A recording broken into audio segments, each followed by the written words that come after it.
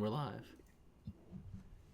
What's up, guys? Welcome back to another kind of funny Christopher Nolan in review. That's right. We are ranking and reviewing every movie directed by Christopher Nolan. As always, I'm Tim Gettys, joined by Greg Miller. Hello, Tim. Nick Scarpino. Hi. Andy Cortez. It does me well to join you today. And the big dog, Kevin Coelho. I just don't understand why the background keeps moving around between every individual shot that we do. It's so frustrating. What I would like to ask, can I ask a question? Yeah, go. Nick Scarpino, kindoffunny.com. Have we noticed that Andy has switched over to the color of royalty now? He's wearing purple. I like it. I appreciate He's it. our prince. He's our Look at prince. this Is he little our fucking prince? Lakers fan. It's been chillier. You do look like a Lakers fan right now, which I don't know how that bodes well with your San Antonio Spurs fans out there. Yeah, I'm not a Lakers- fucking Lakers- Lakers fan. Bro, you are rocking the yellow and purple right now. Nobody get it twisted. Dude. They are purple and Look at gold. this. bro. It's true. Yeah. Are you just being Look a at fair weather you. fan? They over are here? purple and gold, dude. They're I'm purple gonna start and calling yellow. you Kobe It's Bryant. yellow. You're the Kobe Bryant of online Is that streaming the one- games. what- any other Lakers players you can name? I was going to say, Nick, real quick, when you came to the fork in the road there, I'm going to call you Kobe Bryant because how quickly did you veer to being like, oh, you're the most valuable player here? Kind of funny. Well, the question I had was first in my brain, Greg. Thank you for asking. It's great. No I problem. was like, Yeah, how that's long has it been since Kobe Bryant's played basketball? Is it a reference that people will hold against me, or can people be like, that's a touchdown that I remember from? No, for From the sure. Lakers. I mean, he retired. I could not like name 3 one years ago. 3 or 4. I don't know years that I can name one person playing for the Lakers right now. Derek Are you Fisher. aware that he recently died, Nick? Kobe Bryant? Yeah. Yeah, I'm aware of that. Just make sure. No. That was not the There's a joke I was moment making. To be No, fair, I that know, was I know. not the That joke I was was the making. fork I was talking about, and I was glad you went down the one path. I was just wondering though. Then you started talking about you couldn't tell when he played basketball last, and I was like, wait, are we about to break the news? Look today? at it was either tragically this you had 3 polls. It was either Kobe Bryant, it was going to be Shaquille O'Neal, or for some reason I was going to say Kareem Abdul-Jabbar, but I cannot remember if he played for the Lakers. You nailed it. or No, not. that's true. That's true. Okay, then Andy, you are Kareem Abdul-Jabbar, who, by the way, is writing amazing op-eds on the Hollywood Reporter. I don't know if you guys know this or not, but he is literally like a reporter for Hollywood for like sports stuff. So he's like writing about all the documentaries and ESPN stuff that they're doing. Also, Great if you job. know, Really fucking cool. he is Really tall. cool. What's that? He's not as tall as you, though, Greg. No one's as tall as you, baby. Thank you, Daddy. There you go. I haven't ladies called and you gentlemen. Daddy in a while, Daddy. It feels good. It feels natural. God, you nasty fucks. You can We watch the stopped show it for a live while. on twitch.tv/kindoffunnygames, or you can watch it later on youtube.com/kindoffunny, roosterteeth.com. You can listen to it by searching for Kind of Funny Reviews in your favorite podcast service. To get the show ad-free, you can go to patreon.com/kindoffunny, just like our Patreon producers, Muhammad, and Al Tribesman did. We appreciate and love both of you very, very much. Momo. Today, we are talking about Memento, released on March 16th, 2001. Directed once again by Christopher Nolan. This one had a budget of only $9 million, box office of $39.7 million. This is still in his little low budge range of movies, which is kind of crazy to think about, going from these to where he ends up. Very exciting stuff for the future. A runtime of 1 hour and 53 minutes. Once again, I appreciate it. Just get in, get out, show me what needs to get done. In 2017, the United States Library of Congress deemed the film culturally, historically, or aesthetically significant and selected it for preservation in the National Film Registry. And it was nominated for 2 Academy Awards, Best Original Screenplay and Best Film Editing. It did not win either of those. How did it not win either of those? How did, at least Especially editing. not editing. Editing is just crazy. It's so What did well it done. lose And the to? whole probably lost to something Good crazy like question. Shakespeare in Love. Oh, Stupid. man. Remember that movie? Stupid. Great movie. Really love that movie. Did that win Best Picture that year? It won. Yeah. I think Shakespeare in Love won Best Picture of the year it was nominated. But I remember thinking I remember being pissed off because I think it won over like Pulp Fiction or something like that. And I was like, Yeah, it was this is something a like that. travesty. Oh, yeah, that sounds Then you go back and watch it, like, oh, it's a pretty good movie. Pretty good movie. Ben But Affleck, I isn't it? really like this movie. I Batman. haven't seen this movie, I think, since it came out in theaters, truth be told. Yeah, me too. Just because it's one of those movies that you're like, once it's done, it's kind of like Sixth Sense, where you're like, wow, once it's done, the twist at the end is just so like intense that you're like, cool, I don't need to ever see that again. But having not watched it for almost 20 years, I remember how it ends ish, but I don't remember the specifics of it or the particulars of it. And watching it again, I think my big criticism of the movie the first time around was I was like, it's nowhere close to believable that this guy could function with this horrible disability, right? But then I didn't quite catch the first time that all of the things he was talking about of the person that he was, the case that he was on of the dude who played Ned Ryerson on Groundhog's Day. Yeah, exactly. Yeah. Never happened. Yeah. I didn't realize he was actually talking about himself, and that potentially it wasn't necessarily an actual injury, a physical injury. It was just mental, and he was keeping himself in this loop subconsciously to be able to have a purpose and like relive this trauma and kill and keep killing over and over again. I just think the way it kind of ends is really, really cool. And any questions that I had by the end, I was like, nope, I'm good. This is really well. Well, as soon as it ended, that was the conversation we had here in the living room, right? Was that idea of like, oh, I think it was Jen who was like, yeah, I can't believe, that he imagined it all and his wife was a diabetic. And I'm like, was she? Like, do we really take everything Teddy says at face value that is something? We already know he fucks with him all the time. Is Sammy a real thing? Is it not a real thing? Was his wife the diabetic? Was she not? Is she alive? Was she not alive? There are so many fun facts for this movie that are just like as is it a fact? Movie. I don't know. Itself. What's super cool is once again, I finished this movie and I'm like immediately like I need to go to YouTube. I need to see what people are saying about it. And once again, there's a video of Christopher Nolan just talking for 20 minutes, and it's him with the whiteboard. And I cannot recommend this enough. He did it 4 years ago. On Reddit, right? This is posted on our Reddit, maybe, or on a tweet. Somebody tweeted us. I also watched this video, but I just Googled Memento. Should we pause this in review and just watch it as a group together right now? Why don't we? Everyone should watch it. Put it up. Watch it themselves. But he is re-uploaded. He's fucking brilliant, man. KFAF this week will be Christopher Nolan talking about Memento for 25 minutes. But he goes through like it breaks down like the way that the story is told, and obviously we watch the movie so we know. But there's little subtleties on the way the editing happened, where everything in black and white is objective, and everything in color is not only backwards chronologically, it's all subjective, right? Because it's from the perspective of the facts that are happening versus like what might be happening in his head for how he sees it. And there is that convergence point where it changes, and there's like a couple subtle moments that match up perfectly where that does flip. And Nick, for you talking about him and Sammy and like does that actually exist and all that, in the final shot we see of Sammy, there's one little frame couple frames where it's him sitting in the chair. Yeah, I thought that was a cool edit. Did you guys notice that? I didn't catch it the first time, but I caught it this time. And it's I think that by the end of it, it's interesting because you see this guy as sort of like a victim the entire time, right? You see him as this victim of unfortunate circumstances, and and then when it's revealed that his wife lived longer and that he's been stuck in this loop, and that he intentionally has realized that he cannot form new memories, but he needs a purpose, and he wants this purpose. And so there's that moment where like he has that I forget what it is, but I think he writes down Teddy's license plate number, and basically is like, I need to have someone to go after, and you're a piece of shit, so basically I'm going to kill you at some point, tricking his future self into thinking that this is the person that killed his wife. It's just so fucked up and so twisted. And you're like, oh my God, this guy's not the victim. He is the perpetrator. He is the guy going out there and killing people. And he's figured out how to life hack his lack of memory into like propelling him forward and just in this nasty loop. It's so fucked up.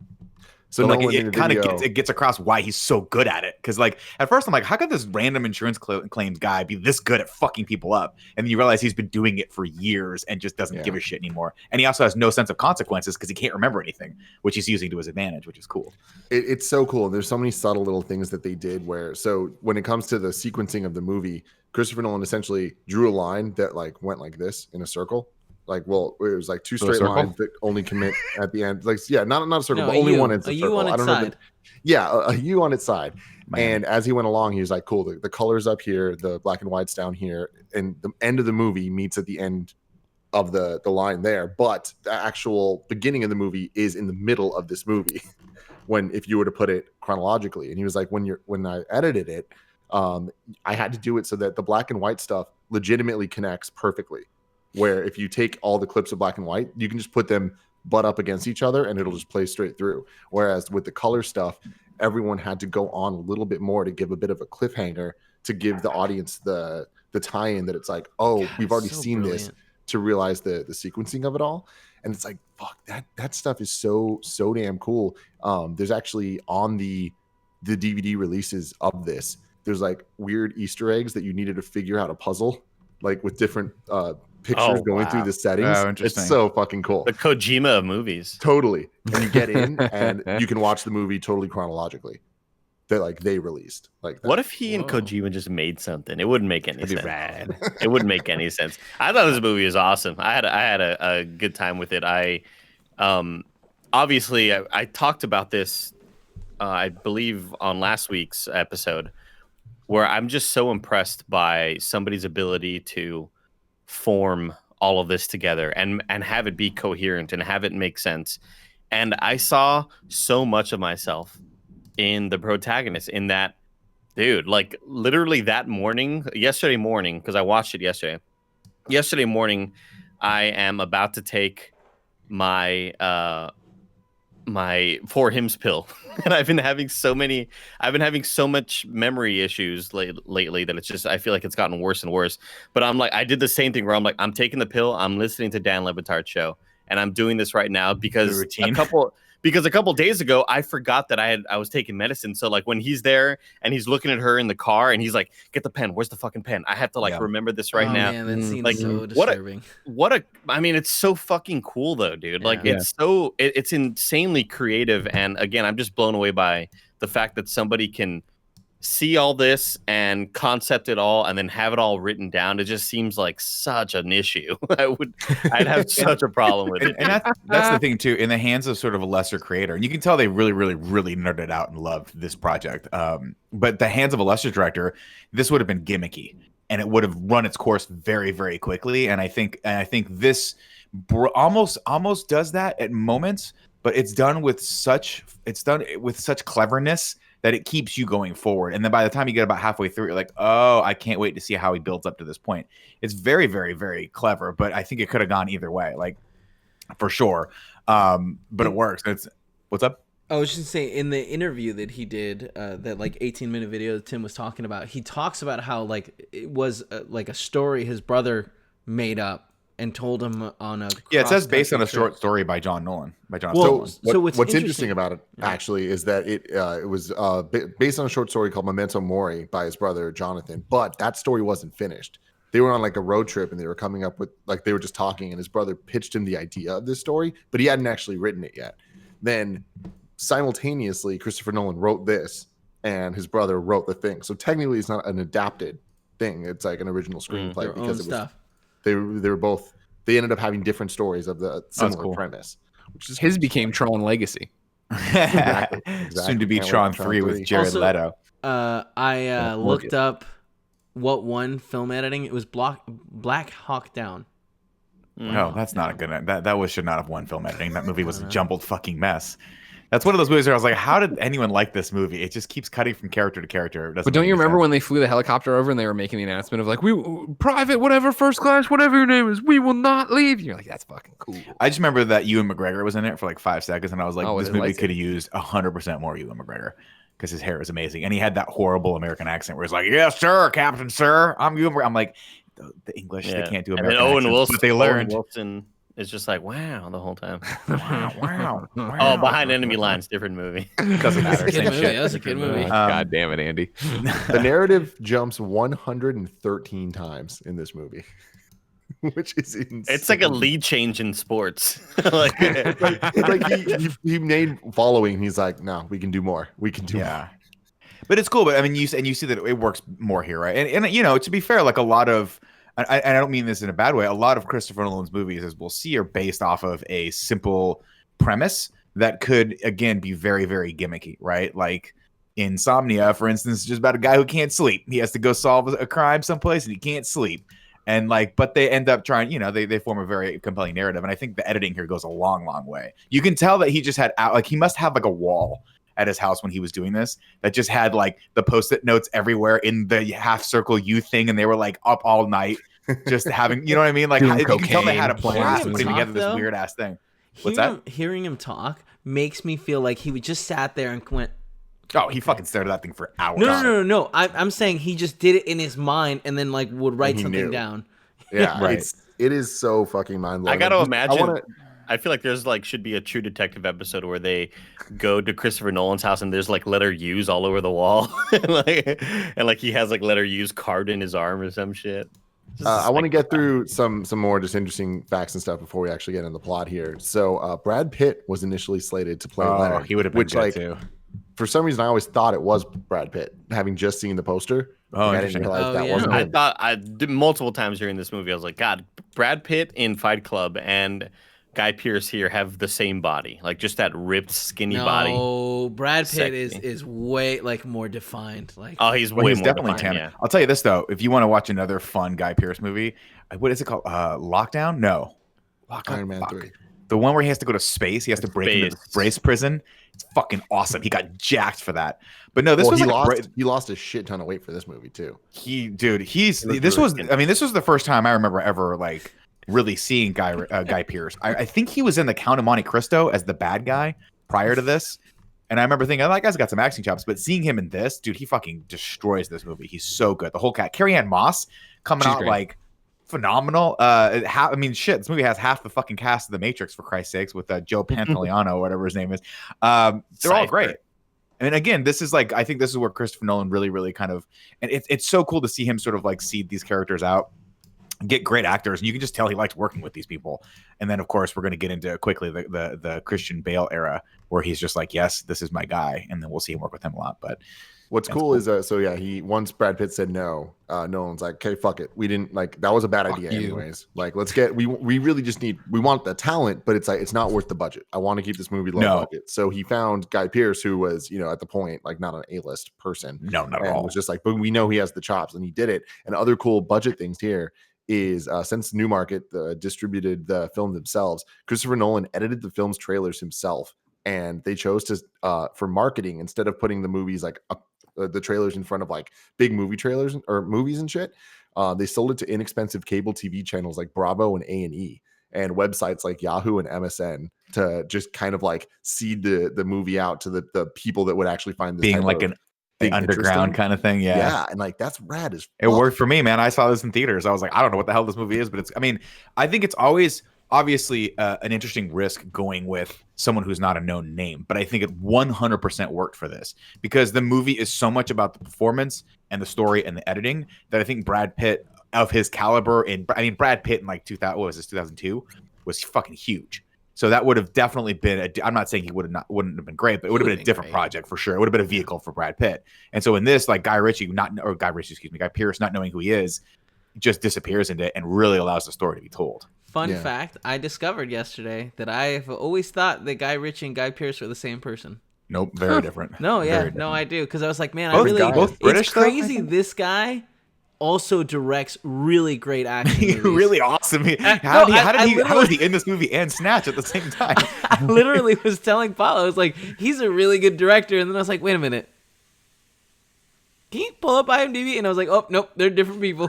Yeah, they're definitely different people. I loved every fade to black in this movie. It's so like 90s. It's so Cinemax. I love it. It's so true. Then the last fact I have, and this is something I didn't notice, and it's just such a cool touch. When Teddy tells Leonard to write "Do not trust her" on Natalie's picture, which he later crosses out, he writes it in cursive, and it's the only thing he writes in cursive, and it's to make him realize like this one's not like the others, in case he goes through the switch and doesn't realize it. Cool as fuck. You guys ready to get to the plot?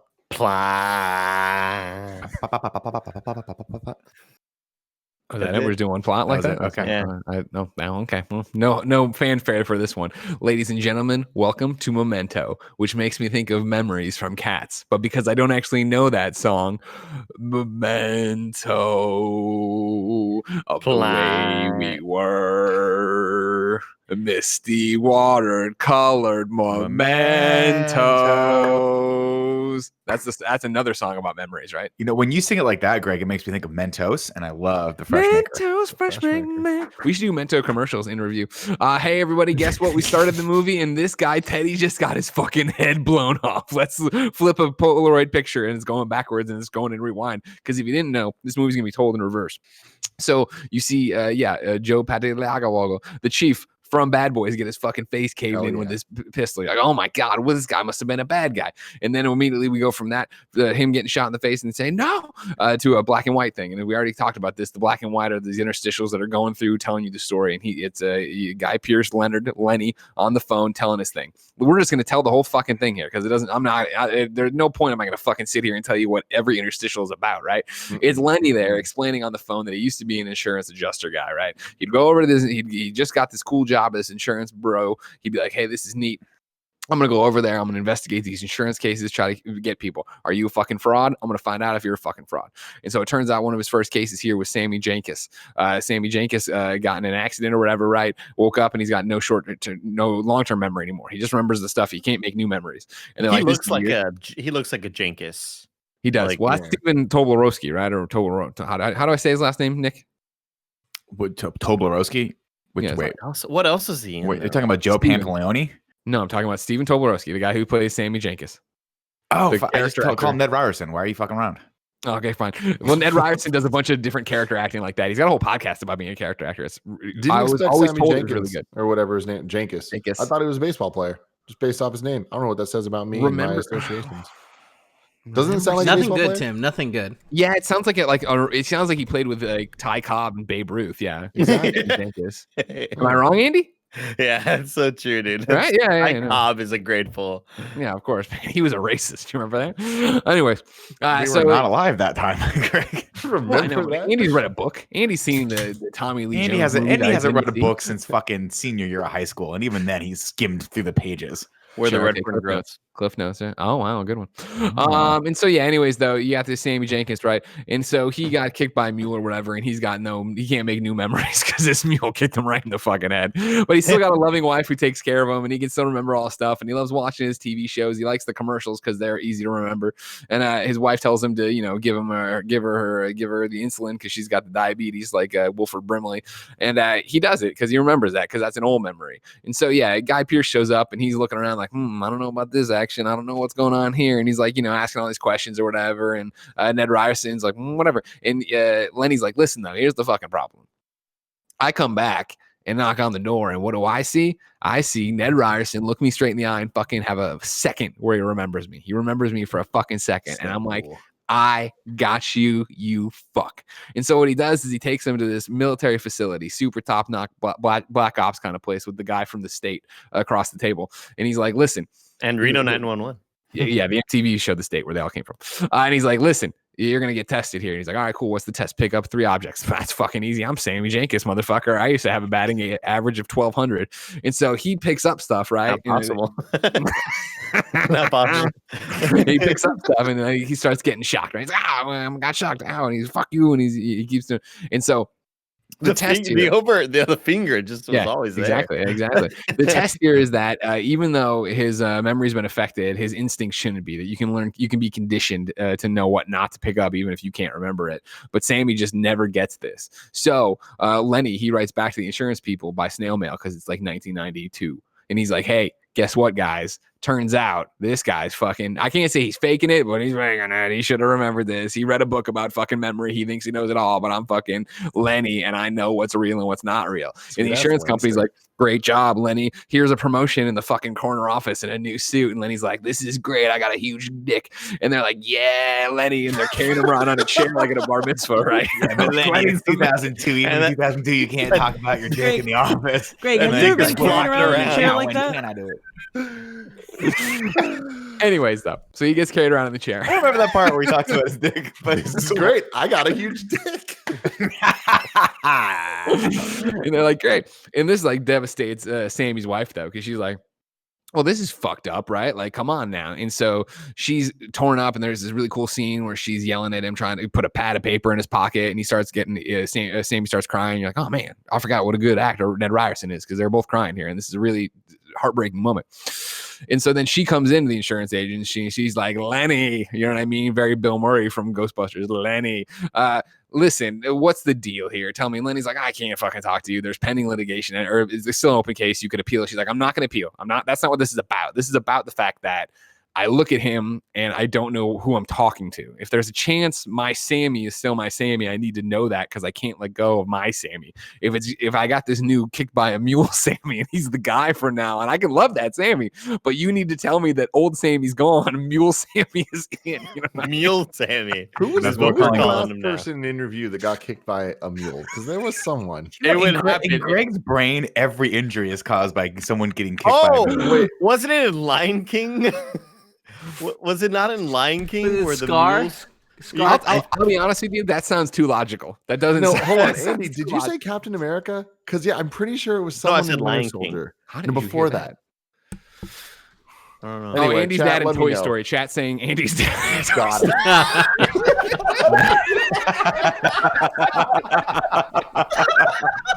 Oh. Right, that's how he disappeared. Right, that was how you explained it. Yeah. I'm sorry, I forgot about that. It was Andy's dad in Toy Story. By Right? a mule.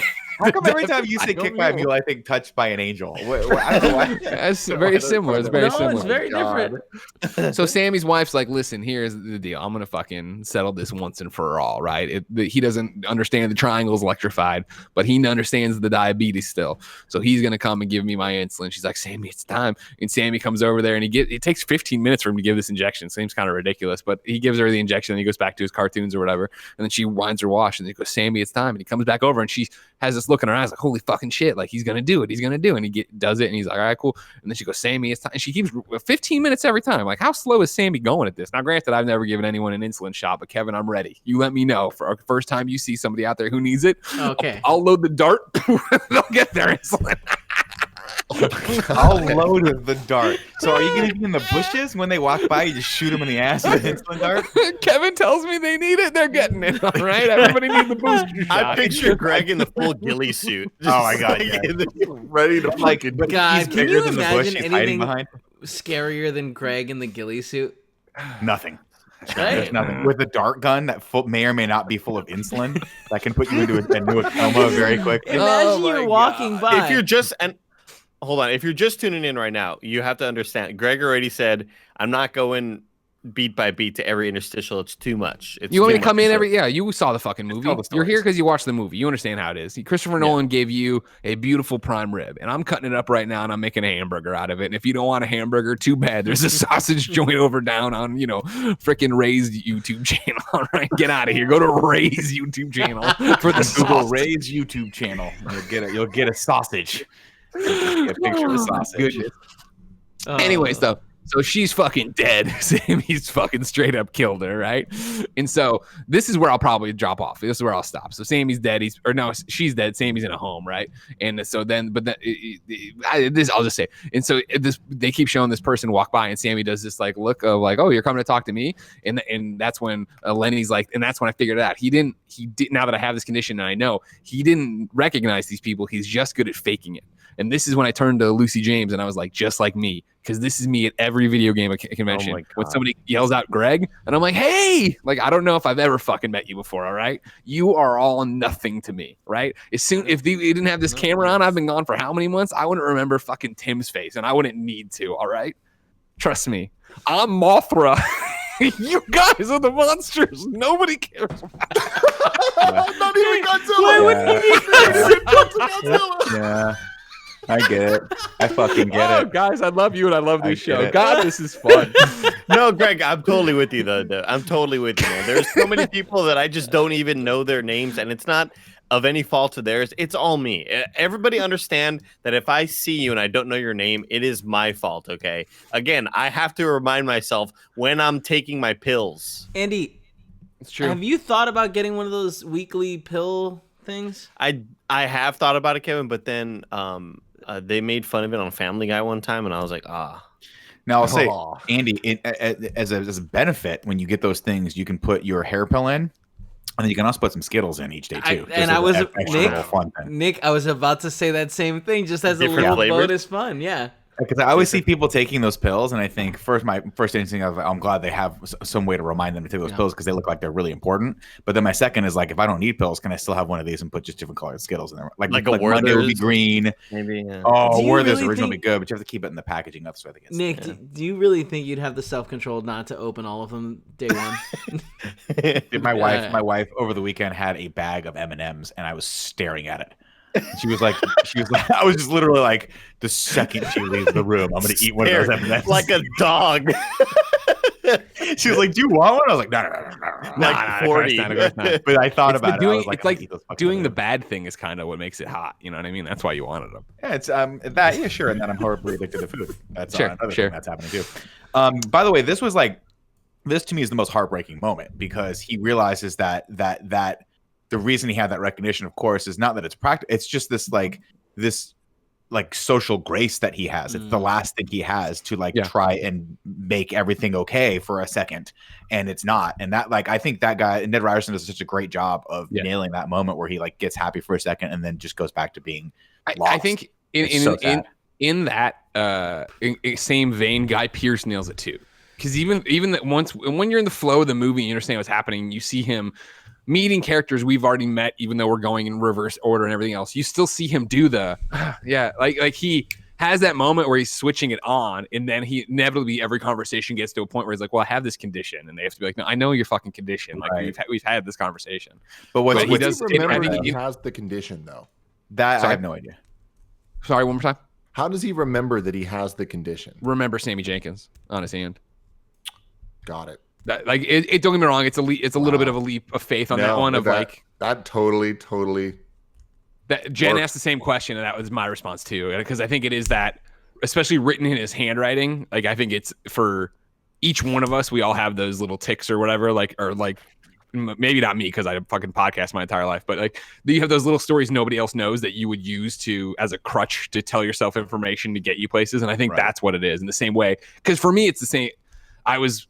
When I watched this movie the first time, and even, for the first time, I guess, in 2 decades or whatever last night, it was that thing of, that moment where he looks at it and then he'll see the other tattoos and start going into it. I feel like that would be me every time I came out of it. Every time I came out of it, fuck, I got a tattoo. Oh, I got him on my arm. Like totally like this endless loop of that. But the difference is, and they allude to this at the end when they talk about the story, is that they were like, there's nothing physically wrong with him. So it's possible that his brain is allowing him subconsciously to remember that he has this problem to keep him in this loop, because that's how he's coping with this horrible thing that happened to him, and he likes it. So like his brain is sort of almost his enemy, but also his ally of keeping him like I think he subconsciously remembers that he has this problem. It's back to the all these things trigger those, and he talks about the routine of it all and like creating this routine to, but all of it is sort of to keep him in this prison. No, but he has this problem. He actually has it. It's not.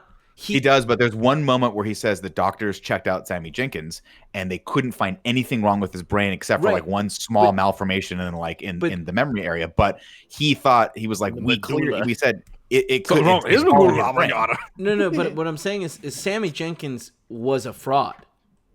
Like the real Sammy Jenkins, like it was. He mixed these two stories of his life and Sammy Jenkins. Well, that's what I'm saying is there's the possibility that in his life someone said there's nothing wrong with your brain physically.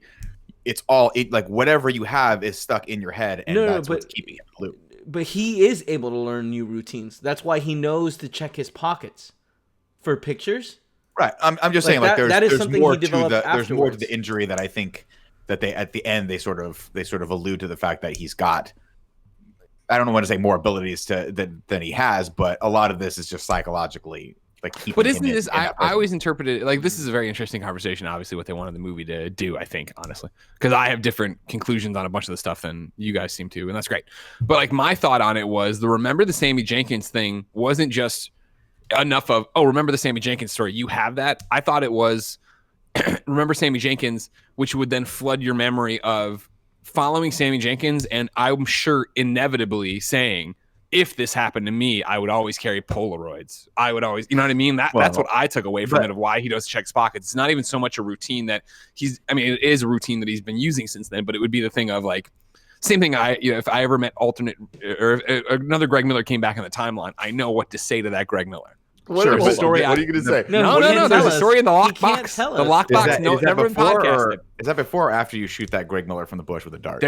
I'll tell you what. That first Greg Miller would yell the code name, the code word we had as a kid, me and my mom, and then he would tell the story that I'm very happy that you clarified the we is you and your mom, not you and other Greg. Yeah.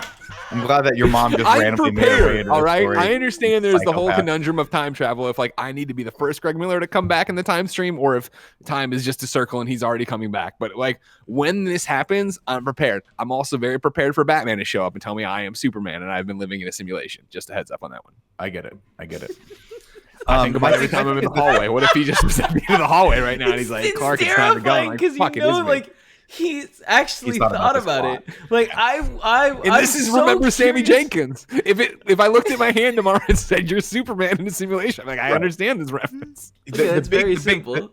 The big problem I have, like when you start analyzing this too much, and this is why I have to explain it in my brain of like he's manifesting this in his own brain, is that in reality, if you forgot everything that you had learned, because he's learned all this stuff post the trauma, so like he takes out a binder that's like or an envelope, a folder, right, that has like 400 pages of a police report in it. With he's got all these tattoos and all of these things, and he's not able to remember anything. So you have to assume that he has some other abilities, because if not, if he forgets everything every 10 minutes, it would take you 3 hours at least to go through all this shit. Remember, that's why day. He's got the cheat sheet at the end. He's got a cheat sheet at the end of the. But you wouldn't. But what is the cheat sheet? How are you going to fucking remember any of this shit? You Missing don't remember pages. anything. Yeah. You know what I mean? Like, there's The no facts, fucking way right? you could grasp all of the concept of like even reading one of the pages in the police report. By the time you got to the bottom, you'd be like, "What the fuck am I doing here?" So the idea of you got this thing and like I'm just gonna go and it starts to fall apart when you analyze it too much. That's why I choose to interpret it as like he's just this is a way of coping with this trauma that has happened to him, and that he's just going to be stuck in it forever instead of dealing with it. And it's what ended up causing his wife to actually die, was that he just could not get out of this loop. So you think she did die? You believe the Leonard story? Yeah, I think she is the Leonard story, and that's what happened is she lived. The Sammy story. And he couldn't deal with the fact that he wasn't there, whatever, to protect her, or he failed, and he just the Sammy story, whatever. And by the end of it, she ended up either leaving him or dying, and he's just been stuck. See, I think she left in that moment. Yeah. I think she survived. But I do believe that he's killed other people. I think he's killed multiple people, and he just keeps killing people because he likes that, because it makes him feel like he's got a purpose instead of actually dealing with the trauma that he's got. Fucking cool as hell. I think This goddamn movie. Yeah, I think that he became a tool of Teddy to like make Teddy's life better. But like, I think he became a willing tool of Teddy. I think so too. Right? I think he was interested. I think he needed someone to be like after remember, because Teddy tells a story, and it's I think again Teddy could be a liar. All this shit could be totally fucking in his brain. Who the hell knows? I trust Teddy. But like Teddy tells that moment where he's like, "You fucking found the guy, and we killed him, and I thought it would it would snap you out of this, but it doesn't. It didn't do it.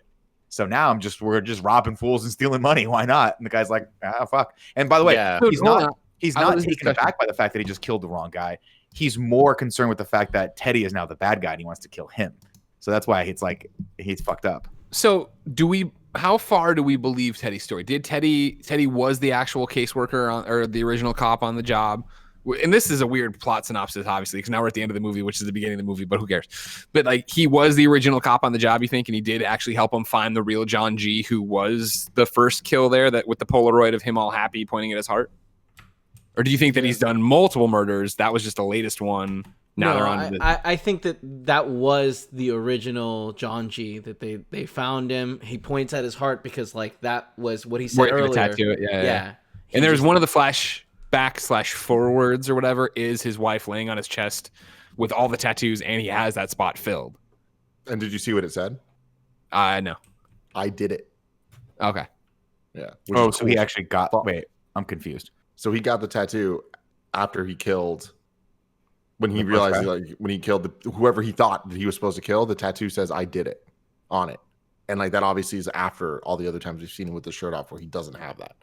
Wow. Which kind of, that's him. But again, now, is that real? Or because that's him, and he's driving at the end of the thing, and it's when he shuts his eyes, and he's talking about shutting out the world, right? So that's not a real. But memory. I read it. Fantasy, right? I read it as he really has the tattoo. The fantasy of his wife is obviously in his head and subjective, but him going to the tattoo place, that's the tattoo he gets after he kills Teddy. Okay. Oh wait, no. At the very end of the movie. I thought the tattoo he gets is the license plate. Yeah, to kill Teddy. Oh, you're right. You're right. It ends where the movie kind of started. Yeah, I remember it's out of order.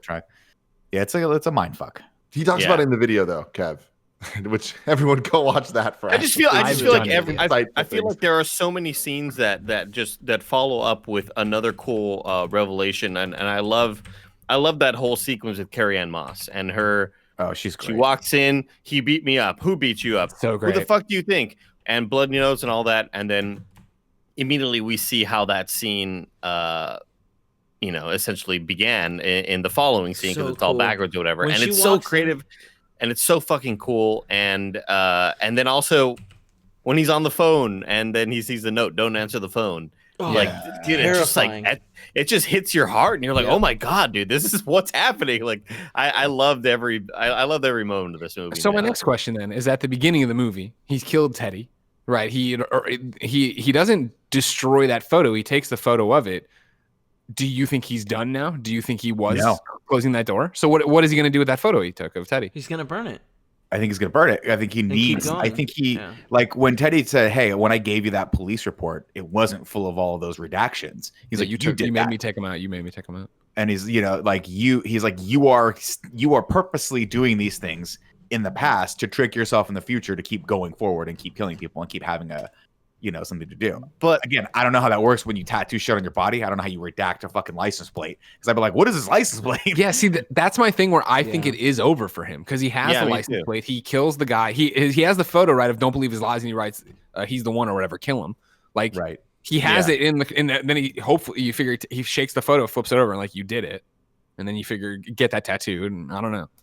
I've always read it that this was the end for him, that he was done now. But also Teddy was such a kind of a partner in crime for him with all the other murders that were happening. And so I feel like, without that other person there, without a clear target, if he just marks it, yes, I killed this guy who had sort of been, aiding and abetting me this whole time, then it seems to be over at least. I think there's a couple interesting things that are left open. Like, one, Dodd isn't dead. Yeah, he's just running. He just got ran out of town, right? Yeah. Well, you imagine he's going to go after the girl, right? At some point. Natalie, yeah. Would he? Because does he understand that this is a reaction to that? Yeah, she has. Well, as far as he knows, he know that they're even close together. Well, Natalie told Dodd that he had done it. Oh, right. She's like, you're the member. He's like, you're the member. No, that was. But she was like, eventually they're going to figure it out. That's what she was saying. People are going to come after me, and like, you have to help me. And then why did he keep shaving his thigh? To put tattoo. No, it's the tattoo. That's where he was preparing for the license plate tattoo. How do you think he shaved his thigh? Oh, that's a great question, because I mean, there's so many different trimmers that could nick or snag his thigh. That's true. Ladies and gentlemen, this episode of Kind of Funny in Review is brought to you by Manscaped. Summer's in full action. We're thankful for our sponsor today, Manscaped, for keeping us fresh. Sun's out, bums out, and hopefully your pubes are not out. Yeah, they said that. Manscaped offers all the right tools to keep your hair groomed above and below the belt, including your thighs. Manscaped is just dedicated to helping you level up your full body grooming game. They just released their Shears 2.0 nail kit, which is the perfect add-on to their Lawnmower 3.0 that we've been using. I've been using it, and I've been looking perfect. My package has been looking perfect. The Shears 2.0 is a luxury 4-piece nail kit featuring tempered stainless steel tools, and it includes slash-tip tweezers, rounded point scissors, fingernail clippers, and a medium grit nail file. My nails have never been that fancy, and I can't wait to get this and make sure that they're looking their best. Inside the perfect package, you also find the Manscaped Crop Preserver, an anti-chafing ball deodorant and moisturizer, because we know how painful chafing can be when you're wearing your bathing suit all day, when you're out there in the beautiful sun, in the beautiful pool, getting all wet. For a limited time, subscribers get 2 free gifts: the Shed Travel Bag, which is a $39 value add, and the patented high-performance reduced chafing Manscaped Boxer Briefs. You can get 20% off plus free shipping with the code MORNING at manscaped.com. Get 20% off and free shipping with the code MORNING at manscaped.com. Do yourself a favor and always use the right tools for the job. Again, that's 20% off with free shipping at manscaped.com. Use the code MORNING. Summer's here. It's time to manscape. Manscape.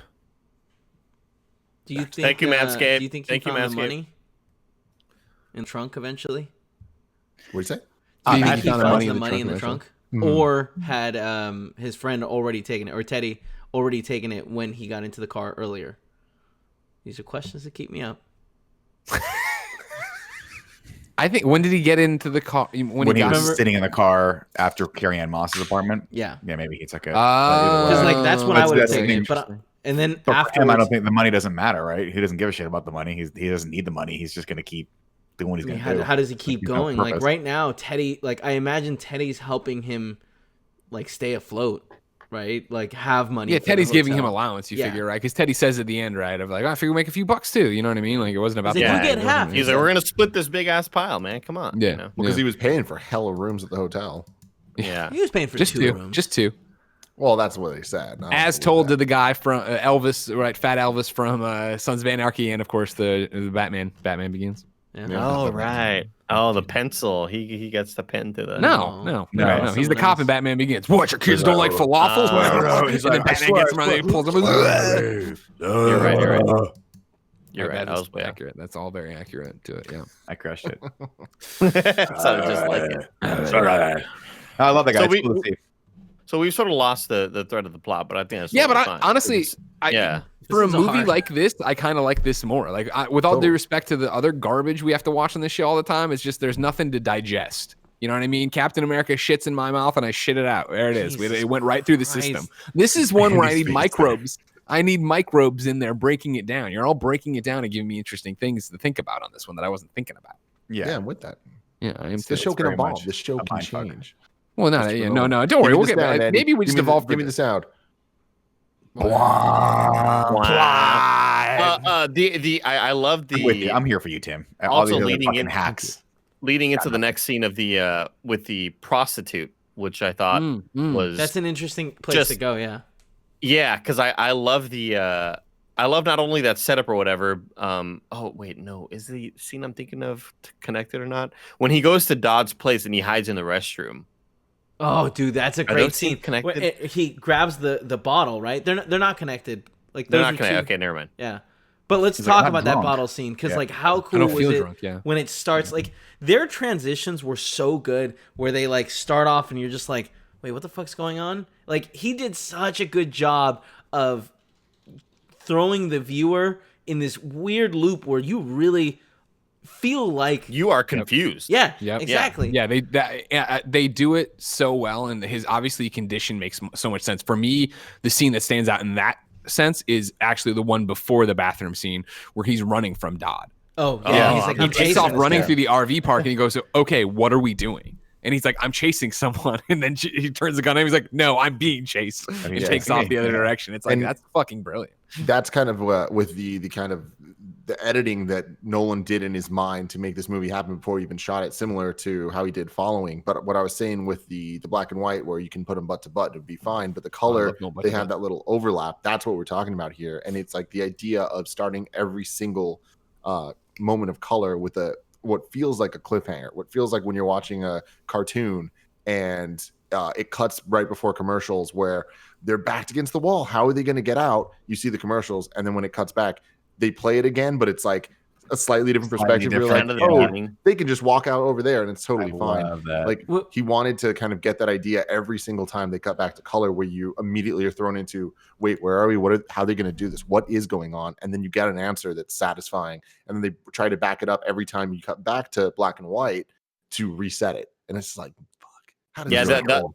the I don't feel drunk again was just so badass of him just waking up out of nowhere, so disoriented with where he is. Like, did I pass out on this toilet seat? There's this bottle of wine. I don't know if I feel drunk. And then immediately that following scene is him running into the restroom. I need a weapon. Oh, here's this bottle of wine. And then he sits. It's so cool, man. It's crazy. Yeah, that, I like going from I don't feel drunk holding the Jim Beam or the bourbon, right, and then to just getting into the shower. Like he smells himself. He's like, "Oh, I stink. I probably need a shower." Yeah.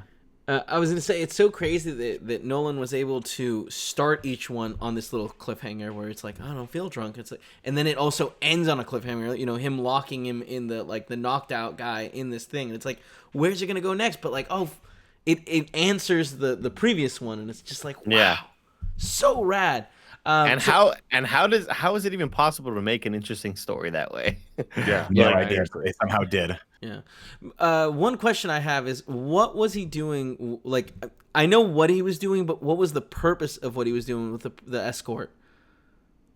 I think he was trying to jar himself out of it. I think he was trying to use it as like, To try to fake the memory of things going differently with his wife? I don't know. I think it was just sort of like, Well, because all the props that were put around the wall or around the hotel room, eventually the guy from the hotel's like, hey, this isn't your room. And he's like, well, all my stuff is here. Yeah. Yeah, that part kind of confused me. For me, my interpretation of it, Kev, was that since that's his. I'm sorry, what? Sorry, he also burns all those things at one point, right? Yeah. But even there, he makes the comment of how many times have I done this, which I thought was another cool self-realization moment, right? Of like he says it, I keep forgetting to forget you. Like he can't get her out of his system, right? And so for me, the interpretation there was waking up day after day, and you're in that moment, you're in that attack, you're always in that post-attack, you have to deal with that PTSD.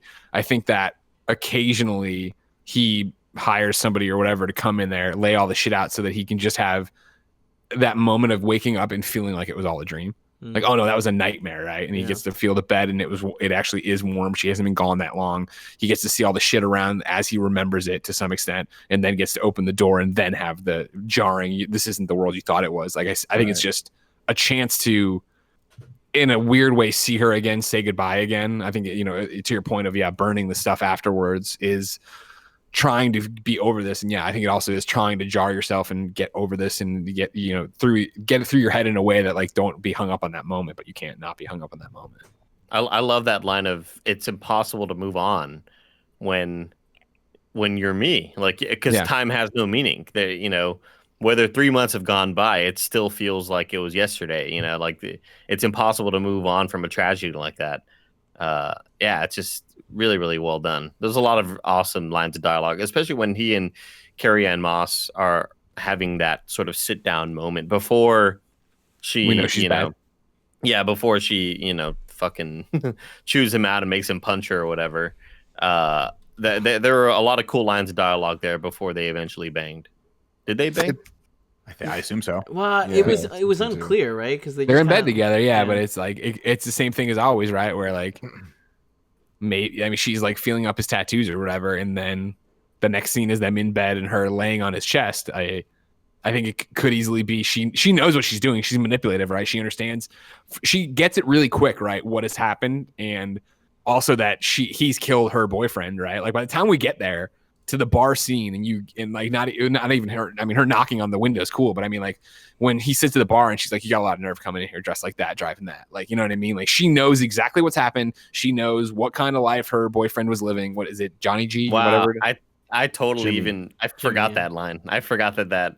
That's cool shit. Like it's totally like for her, Jimmy G. Sorry, that she understands that he has killed my significant other, who might have been a dirtbag too, and was just a bad guy, and like the underlings in the Batman movies. But like as soon as he reveals what's going on, they all spit in the beer. He drinks it, and she realizes pretty quick, oh fuck, like wait, this is like a real thing. But then immediately she's able to spin it of like, all right, cool, I'm gonna use this to my advantage. And so my interpretation of them in bed together is that they didn't fuck, but I think she wanted him to think, or at least implant that idea that they might have. Like we clearly have this intimate relationship, right? So you can talk to me, you can share things to me, you can be a part of it. Like, and when he's monologuing in bed, it's, she is faking sleep to me. And then she opens her eyes, she's awake, but I don't think he knows she's awake. He's just talking. Not that it's hard to get him to talk, but it's a very interesting thing of him feeling, I think she wanted him to feel like he was in this safe spot, even though he clearly wasn't. I love how much this movie feels like kind of reboot of Following, almost like different concepts, but it's still like the same kind of idea. And I love how in similar way to Following, where I feel like there was a perfect amount of characters to give you just enough intrigue to be like questioning like their motives and what they were doing. Whereas this, like the cast is like doubled, but they give you enough names that are similar with the Jimmy G, John G, and like with his tattoos and with everything she says, where it's like they give you enough reason to believe that they might be the bad guy, but they might be the good guy. And especially with him not being reliable as a narrator, like I feel like there wasn't a wasted character. Even when like they added Dodd and they added like Jimmy, it's just like you see them and you're still interested to the point where it never felt like they were going to jump the shark and have introduced somebody that we haven't seen the whole movie and be like, oh, this is the cause of all of this. And especially when it all ends because of the way that they edited the movie, it just feels so satisfying where all the characters felt like they had their own arcs or at least had their reason to be part of the movie. And it didn't feel like they were only there to push the plot along. Like it felt like I bought the world. I bought the rules of the world. And that is kind of the utmost compliment I can give to movies like this. And we see it happen with Nolan a lot. But I really think that they just nailed the concept of this via characters and believable plot scenarios. Man, I gotta watch that YouTube video, man. You do. One of the things I think obviously this is a lot to take in, and we did it last night, and now we're discussing it too. But by the time you get to the end with the fight with the Jimmy or Johnny or whatever the hell it is, the boyfriend, and where he kills him and puts on the suit, like when he comes in, he recognizes Lenny, right? He's calling for Teddy. He recognizes Lenny, and he's like, "Oh, memory guy or whatever." Yeah, memory man. Memory man. Yeah. So. How does he know him? I know he's been running with Teddy, and every day I'm sure Teddy's doing whatever and bargaining against each other. But like, how do I not understand that right now, or did I miss it? I've got to assume that he's been running with Teddy, and he knows that he is this accomplice, that they are maybe ripping off people. It's possible they even worked with each other in the past, and he just obviously Lenny just doesn't know it. But yeah, I think that with the fact that he is calling out for Teddy, and Teddy's obviously this crooked cop who he is a cop, right? That's not just my mind tricking me. He has a badge at one point. Yeah, at the very end when the reveal, he looks at his ID. He's like, "Oh fuck, you are a cop." Because it does seem like Teddy was a cop or whatever, but he was just doing like illegal shit on the side or whatever. But it does seem like they have worked together at some time in the past. If he calls him Memory Man, and if he's looking for Teddy. And obviously, when he sees him, he's like, "Oh, it's fucking Memory Man. Yeah, I know you." Father Rabbi in the chat is saying that Teddy was selling Adderall to Jimmy, and so like I get that part. And he's like, I just assumed he saw Lenny around, which I would too. But it's just that weird thing of being this man on a mission. I guess it's not weird. Again, it's just interesting. I wanna. Again, this is the discussion. How cool it is, I guess, of like how long has he been around? How long has he been bumming around in this sphere of people? Trying to figure this all out. So in the chat, Jay Windham says Jimmy owned the discount inn, and when Leonard started staying there, Bert gave him the heads up. Yeah, I remember that. You're right. I didn't. Wait. Oh, so what was the significance of, or was there any significance at all of when Teddy is going to get his photo taken by Leonard, and he's like, "Well, hold on, not here. Let me stand in front of this car." That one I don't know. I felt like there was something just there to bring attention to the car. The car was what's his face's? Lenny's. Was Teddy's. Lenny's. That was Lenny's car because he stood in front of the truck. He stood in front of the truck. Yeah. So it's like one of those things, like eagle eye viewers would have noticed the truck in the beginning and then noticed the truck in that picture or like in that moment and then like, okay, that's interesting, because they had already proposed the question of like, how did you get the car? How did you get the clothes you're wearing? The Jag, yeah. When that moment happens, I think that's the coolest fucking thing. That reminds me so much of like when I watched Shutter Island for the first time, and I just love that moment where he's like, "What job do you think you have? Like what? How do you think you got those clothes? What car? You think you just got a Jaguar from that? Like, yeah. Well, it's fun too because watching, for the first time watching this in forever, right? Everybody remembers different things. I think it was Jen at some point who's just like, or maybe it was Luce, but we were watching and he's arguing with somebody. He's in the suit and he reaches in and pulls his shirt like that. And they're like, why is he acting like he's wearing a bra? And I'm like, well, remember, this isn't his suit. The suit's built for somebody bigger. He's swimming in that shirt. Like, right? Like that's such a small moment of acting of how if you were in a big shirt talking to somebody and it was like moving the wrong way, you do this, but he doesn't think about it because he doesn't know any better. And like, you don't know at that point necessarily that's what's happening in the movie. It's fucking crazy. It does such a great. That was hard to watch though, because like I caught that too, but I was also questioning. I was like, was that just how suits were in the 90s? Because it's like, well, they do like have when he first bigger came suits. out, I had the feeling of just like, wow, that was a different time. Oh, people are saying in the chat he's pulling the Polaroid camera. Actually, you're an idiot, guy. Okay. I just love how it puts you in his shoes and makes you feel just as scared and afraid and uncertain as he does, which reminds me of season 1 of Mr. Robot, where it does some stuff where they're like, I can't think of the actor's name. I'm blanking on it. Rami. Rami. Yeah, Rami. Yeah. No, not Rami. Later. Rami Malek. Yeah, sorry. I was thinking Rami Ishmael. Yeah, but the director's name was Sam Ishmael. Anyway, but there are moments in season 1 where he's like, "Am I going crazy? Like, what's real right now?" And you as the viewer are like, "Fuck, am I going crazy? What's real right now?" and I love that I had the same feelings of just like being so uncertain and scared as he was. One question that has come up right now during this discussion in my mind is, why didn't you have a picture of Teddy beforehand? Like picture. Right Oh, now. you mean Polaroid Yeah, picture. because this isn't the first time they've met. Right. Yeah. Like they'd be fast friends, right? Well, not fast friends, but like Teddy. I think he would have had a picture in the file that said Teddy is the caseworker right, or whatever, or something. It is the only thing odd. I can use to rationalize that is that he occasionally burns photos, Mhm. and I think he does that to trick his future self into just like doing whatever the fuck he thinks he needs to do. Yeah. And it's also possible. I mean, this is me explaining this way that Teddy just would have stolen the picture. I don't know. I have no idea. There are a lot of ways that we can just sort of brush off plot holes with just say like, yeah, he probably burned the picture, which I think is like a really good way to I mean, make your movie. I don't know. I guess it could be Teddy hiding himself so that he could try to manipulate the situation more, like he does by calling him. Right. Well, I mean, even the fact that he tells him his name is Teddy is a misdirect from Teddy, right? His name's not really Teddy; it's John, whatever. G. Yeah, but his mom called him Teddy. What's that? I said his mom called him Teddy. It's the line. Sure, yeah, but that's something you would tell someone that you're like, oh, no, just write Teddy down on the picture if you didn't really want them knowing who you were or how long they've been in your life. I think that the Teddy character realized that it was to his advantage if he kept it like simple, like the chat, like you don't know who I am, really. The chat's bringing up a really interesting point that it's pretty obvious is every time they do a new investigation, Teddy takes the old Polaroids away. He must get rid of the old photos, otherwise he'd get all the murderers mixed up. So yeah, that would make sense then. And Eddie, to your point of like explaining away the plot holes, I think this movie did a great job of giving enough ways that plot holes could be excused that you kind of just buy into it and kind of fill in the gaps in your head. Yeah. Without looking at them as holes, you kind of look at it as like, oh, like there's a scene of him burning this stuff. Like he does Because that. You know that. I do think you are as devoid of information as he is as the viewer.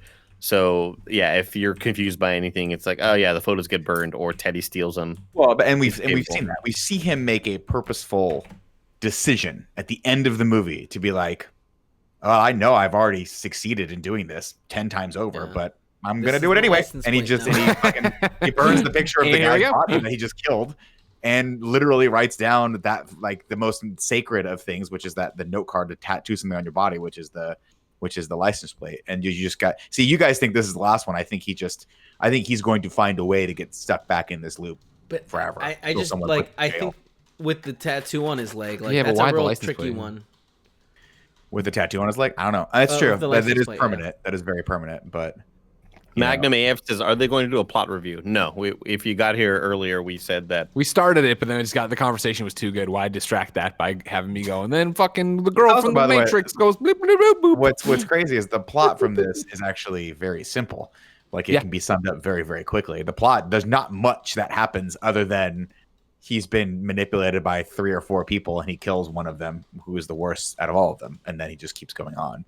But I think to me, the more important is like, how do all these aspects play off each other? The editing, of course, being a character and all to its own, because we only get to see what the filmmaker is showing us, which is very similar to what, the protagonist's like current state of mind. Like he only gets to see what he's seeing through literal pictures. And that's what we're seeing too. There's just a lot of, to me, this movie is a lot about the style and a lot about just the character, like the actual acting and how they set up these scenes to do exactly what Tim was talking about, right? Which is like, they leave you on a cliffhanger literally every like 4 minutes. You're like, what? How the fuck did that happen? And then he starts, oh, I'm running. What are we doing here? Dude, this might be this might be the most well-paced movie I've ever seen. And this was my first time seeing it, so I was totally enthralled the entire time, and like my brain was moving. Like I was actively engaged, and it almost felt like a video game where I felt like I was interacting with it. Like I felt like I had to keep thinking and trying to like get ahead of it to understand what was going on, or else it wouldn't keep going. And like that's such a unique thing for a movie. Well, this is also one of those rare moments where I wish, Tim, had you seen this before, or was this your first time? I forgot. This was my first time. This was your first time. You just said that. Oh, I'm sorry. This is my first time too. I'm losing. I'm lost. I wish you guys had seen this in theaters, because I feel like when you watch it in theaters, that feeling of like, oh my God, this is so radically different, and I don't know if I like this. And I remember there's a moment maybe like 10, 15 minutes in where you just go, oh fuck, I'm in on this. But it was it was way different than anything I'd seen. The closest analog I have to something like this was like Pulp Fiction, that played around with jumped around in time. But this is like telling a movie completely backward. It's fucking crazy.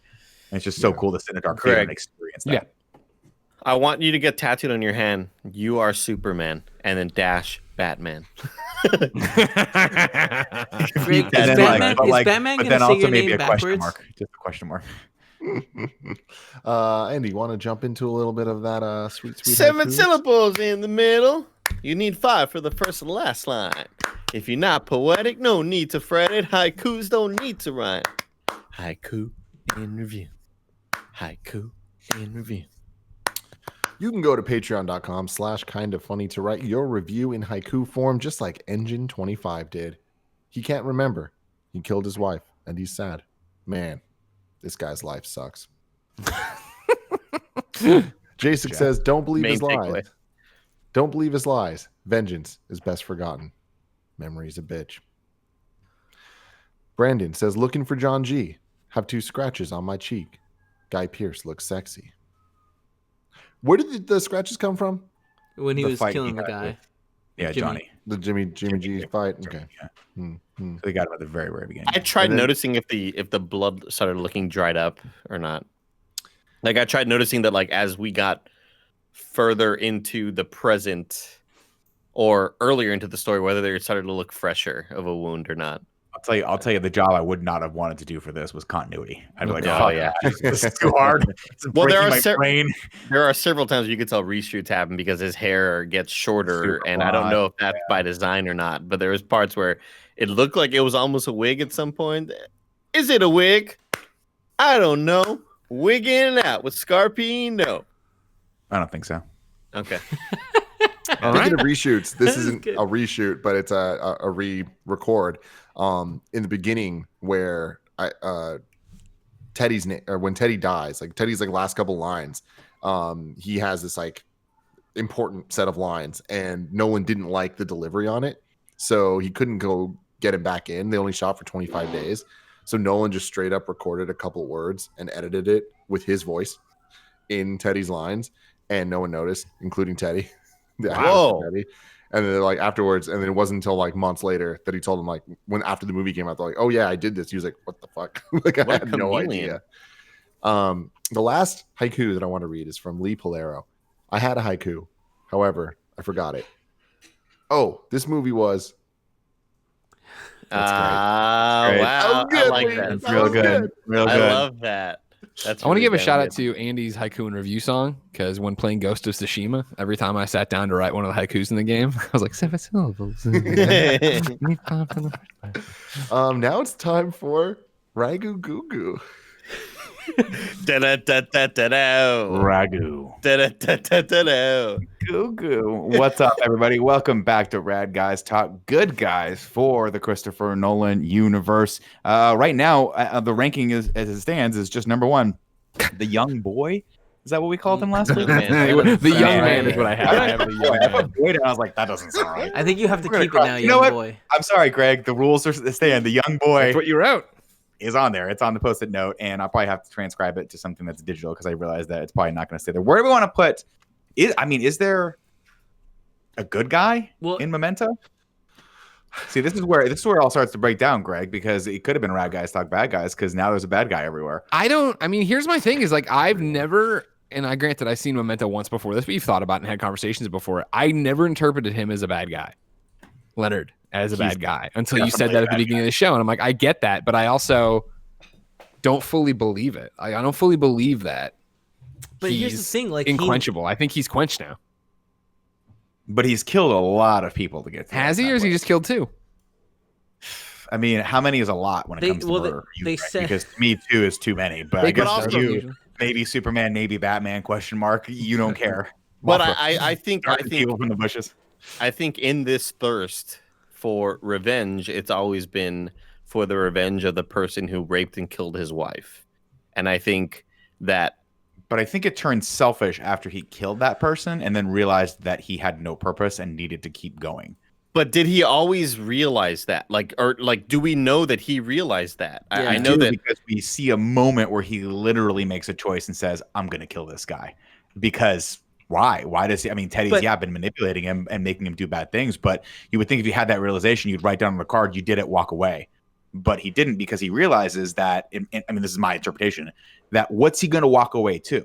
he has this debilitating thing, and if he can't rely on this routine that he's set up because he has this one end goal, like what the hell is he going to wind up like this person in his imagination sitting in an insane asylum, getting glimpses of maybe potentially knowing someone, but not really. Like, I don't know. I feel like he's chosen to stay in this, but I think he just felt betrayed by Teddy and said, "Okay, you're going to be the one that I go after next because you're the one who I'm now finally discovering." Yeah. Now, did he discover that earlier and then try to delete that from his memory? Tim from Kinda Funny.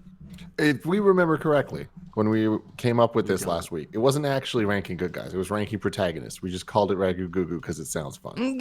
So, oh, cool. So in my opinion, then Leonard's a way better protagonist. Yeah. Yeah, 100%. Yes. So we'll put him in. Yeah, All right, going forward, I doubt we're gonna have many good guys in Nolan, bad guys, whatever it is. It's pro tags, but Ragu pro tag don't sound so good. Pro tags. Now it's time to rank the movies. I definitely think it's better than Following, and that is quite something to be applauded because I loved Following, and I can't wait to keep these movies going. Yeah, I think this is better than Following as well. I'm so excited. I bought so many other movies on 4K because I'm so stoked to watch those IMAX shots, baby. Codes, you know what I mean? Greg? What? I said, yeah, no, I mean. Oh, I sorry. think it's number one. Yeah, I agree with him. Nick? Oh, yeah, 100%. Yep. 100%. Kev, you said 100% is number one. Well, there you go. Number 1, Memento. Number 2, Following. Next week we got Insomnia. Is that correct? Tim, do you remember watching this movie? I do. Yeah. Well, no, I remember watching it. I don't remember the movie, but I remember our day. Yeah. Of sneaking into different theaters and stuff. Yeah. Randomly sneaked into this one. Didn't know anything about it, and this is the first time I fell asleep in a movie. I'm very excited to watch it as an adult. Very excited. I remember ironic not liking when this you movie. think about it. So, Kevin. Yeah, no, absolutely. Yeah. I have not seen this movie, so I mean, I feel like this is the only one that I never really looked at or never heard things that it was.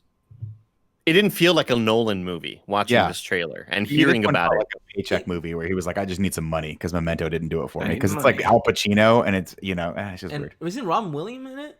We'll see next week, guys. Also, next Tuesday when we do that, and this Friday we are doing Miyazaki in review. It continues with Nausicaa of the Valley of the Wind. No castle in this one, or at least not in the name. We'll have to see. But Kev, what were you about to say? Oh, I was going to say, I believe that this is written by Stephen King, right? It's a Stephen King book? Insomnia? Yeah. That sounds right. Okay. Well, we'll just go with it. Okay, sounds good. There's no facts of the Lord of the Facts on this one. I mean, okay. Until next time. Greg doesn't understand that joke. He's so dumb. What was our Mothra. I think it was just the sound. Boy. Are we going to end? Or? Bye, everyone.